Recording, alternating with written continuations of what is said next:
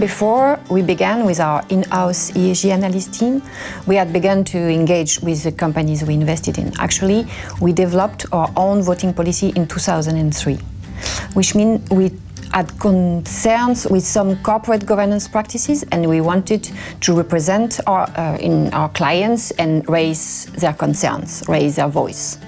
From start, we considered engagement as part of fiduciary duty, which explains why we were among the founding partners of UNPRI in 2006. Clearly, since then, our engagement activities have dramatically grown, and now we are voting for over 1,000 meetings a year. Last year, we targeted more than 200 issuers directly, and we participate and support more than 30 collaborative initiatives with other investors.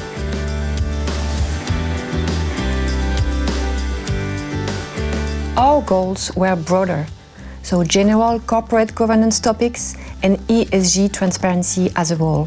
So we engage with companies to achieve any of three main objectives, namely improving ESG transparency and disclosure, supporting investment decisions, of course, and influencing practices on ESG topics at company level.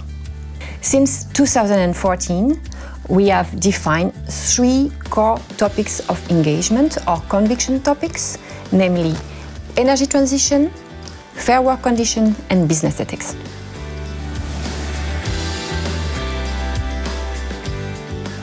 The first challenge for us, that was to acquire legitimacy, because we were not taken seriously as other investors. Companies' managements have for long considered that ESG topics were their private preserve. So the second challenge was, of course, disclosure, because companies didn't want to move beyond the traditional financial communication. And of course, finding the right contacts at this early stage of engagement was another difficulty.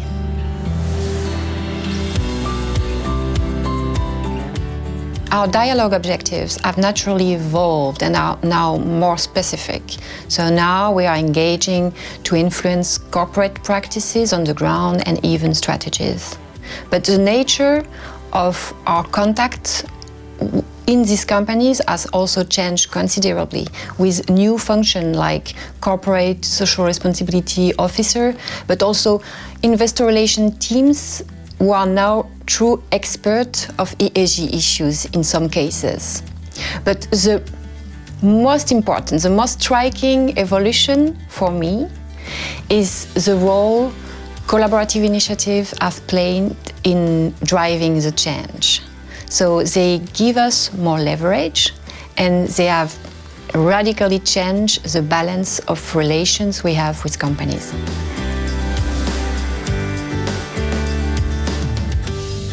My greatest pride is to have been part of the movement that led to ESG integration, that is to say, the explicit and systematic integration of ESG factors in investment processes.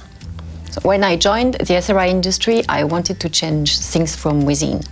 So this is not the end, but I think that we, responsible investors, can be proud of where we are now. It is also particularly important to me that we are recognized beyond the investment community. Candriam is recognized by other stakeholders, such as employees group or NGOs, whose opinions we always try to include in our approach.